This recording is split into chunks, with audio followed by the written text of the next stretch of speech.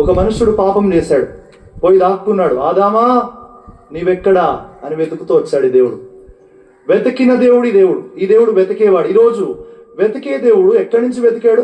ఆదాము నుంచి వెతికాడు. ఆదాము దగ్గర పోని ఆదాము దొరికాడు. తర్వాత కయీను దగ్గరకు వచ్చాడు. కయీను నీవెక్కడా అని వెతుకుతూ వచ్చాడు. కయీను దగ్గర నుంచి వెతుకులాట ఆరంభమైతే ఇంకా వెతుకుతూ మనం మధ్యలో వస్తాం. గిద్యోను దగ్గరకు వచ్చాడు ప్రభు. ఎక్కడ దాక్కున్నాడు ఈయన? గానుగ చాటున దాక్కుంటే గిద్యోను అసలు భయపడుతున్న ఆయనని పరాక్రమం బలాఢ్యుడా రా, నీకు పని ఉందని ఇచ్చాడు. దేవుడు వెతికేవాడు. అంతదాకెందుకు? కొత్త నిబంధనకు వద్దాం. చాలా మంది ఉన్నారు దేవుడు వెతికిన వారు. దాంట్లో పౌలును వెతికాడు. వస్తున్నాడు గుర్రం మీద, వస్తుంటే సౌలా నీవు నన్ను ఎందుకు హింసించున్నావు అని చెప్పి ఒక్కసారిగా వెతికి పట్టుకొని ప్రభు దాసునిగా చేసుకున్నాడు. ఒక ఆయన ఉన్నాడు, చెట్టు ఎక్కాడు, ఎవ్వరు చూడరులే అనుకొని ఎక్కాడు. ఎక్కిన ఆయనను వెతుకుతూ వచ్చాడు ఈ ప్రభు. అక్కడ రాయబడి ఉంది 19వ అధ్యాయం లూకాసు వార్త 10వ వచనంలో, నశించిన దాన్ని వెదకి రక్షించుటకు మనుష్య కుమారుడు వచ్చాడు. ఈ ప్రభు వెతికే దేవుడు. ఆ వెతుకులాట ఆరంభమై కొనసాగి ఈరోజు ఈ యూత్ క్యాంప్కి ప్రభు వచ్చాడు.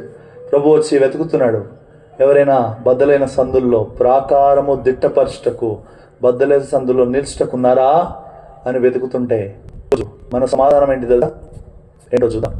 చూడండి, అసలు బద్దలైన సందుల్లో గురించి మాట్లాడే ముందు ఈరోజు చాలా బద్దలైన జీవితాలు ఉన్నాయి, బద్దలైన కుటుంబాలు ఉన్నాయి, బద్దలైన అవిసిపోయిన హృదయాలు ఉన్నాయి.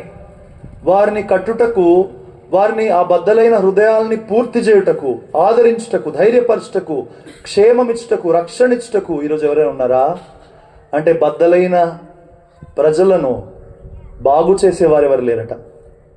విచారం. యవనస్తుడా, ఈరోజు నీ గురించి ఇక్కడికి ప్రభు వస్తే నీ సమాధానం ఏంటి? ఈరోజు ఈ వెతుకులాట ఇక్కడ దాకా వచ్చింది. ప్రభు వెతుకుతుంటే ఒక ఆయన ఉన్నాడు, వెతుకుతూ ప్రభు అన్నాడు కదా, నా కొరకు ఎవడు వెళ్ళును, నా కొరకు ఎవరు చేస్తారు పని అంటే ప్రభు నేను ఇక్కడ ఉన్నా అన్నాడు. ఎవరు? యెషయా 6వ అధ్యాయంలో వెతుకులాట ఆరంభమైంది. ఈ వెతుకులాట ఇక్కడ దాకా వచ్చింది. ఈరోజు మనం జవాబిచ్చే రోజు అవ్వాలి. అదే మన ఆశ. ఒక మాట మాత్రం చూసుకుంటాం. చూడండి, అదే అధ్యాయము 22 30 చదువుతారమ్మా. హెచ్కేలు 22:30.